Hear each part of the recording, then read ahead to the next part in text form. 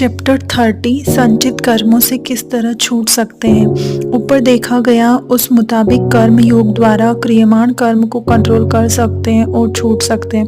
भक्ति योग द्वारा प्रारब्ध कर्म भोग कर छूट सकते हैं, किंतु संचित कर्मों से किस तरह छूटे यह एक गंभीर समस्या है, क्योंकि क्रियमाण कर्म करने में तो मानव मात्र स्वतंत्र है, उसको कंट्रोल करना भी उसके हाथ की बात है। अगर वह चाहे तो निश्चित रूप से कर सकता है। प्रारब्ध कर्म भी सीना तानकर खड़े हैं, उसको तो जीवन काल के दौरान भोग कर खत्म कर सकते हैं। संचित कर्म तो अभी पककर फल देने को तैयार भी नहीं हुए, वे सामने आकर खड़े भी नहीं हुए, और वे तो किए हुए क्रियमाण कर्म हैं, इसलिए वे उनको वापस नहीं कर सकते।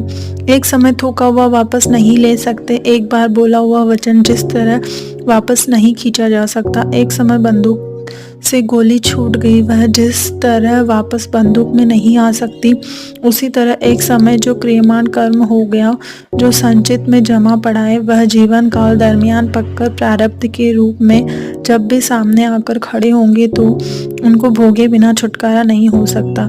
इसलिए ऐसे संचित कर्मों को भोगने के लिए इसके बाद देह धारण किए बिना छुटकारा ही नहीं है। ये कर्म एक जन्म में भोग ले तो जान छूटे। अनादिकाल से अनेक जन्मों के असंख्य करोड़ संचित कर्म हिमालय जैसे पहाड़ भर जाए उतने जीव के पीछे पड़े और वे पकते जाए, वैसे वैसे प्रारब्ध रूप से भोगते रहे, फिर भी वे खत्म हो जाए ऐसे नहीं है, तो फिर उसमें से छूट कैसे सकते हैं, क्योंकि यह संचित कर्म इतने ज़्यादा है कि अनंत काल तक जीव को जन्म मरण के चक्कर में घुमाते ही रहेंगे, तो फिर जीव का मोक्ष होना बिल्कुल असंभव हो जाएगा। जब तक देह धारण करना पड़ता है तब तक मोक्ष हुआ नहीं माना जाता है। वेदांत कहता है कि ऐसी परिस्थिति से घबराने की कोई जरूरत नहीं है। जीव चाहे तो इस वर्तमान जीवन काल के दौरान ही वह तमाम संचित कर्मों को खत्म कर सकता है। उसके लिए एक ही उपाय है, संचित कर्मों के जो इतने बड़े पहाड़ भरे हुए हैं उसमें केवल एक ही दिया सलाई लगाने से वे तमाम भस्म सात हो जाएंगे। संचित कर्म ज्ञानाग्नि से भस्म होते। इन भयंकर पहाड़ों में बिना आग लगाए ज्ञानाग्नि के सिवाय दूसरा कोई उपाय नहीं है। न किसी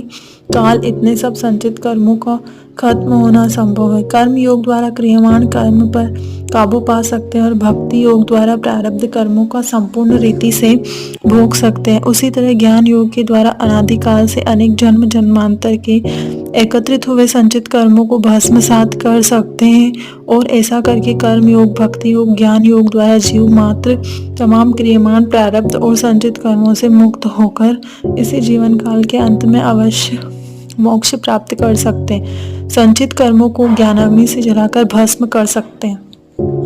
भगवान ने श्रीमद् भागवत गीता में स्पष्ट कहा है, जिस तरह अग्नि में तमाम मोटी पतली सूखी गीली लंबी छोटी सब प्रकार की लकड़ी जल जाती, उसी तरह ज्ञानाग्नि में डाले हुए तमाम प्रकार के शुभ अशुभ क्रियमाण प्रारब्ध और तमाम संचित कर्म जलकर भस्म हो जाते और जीव मोक्ष प्राप्त करता है, यानी जन्म मरण के बंधन से मुक्त हो जाता है।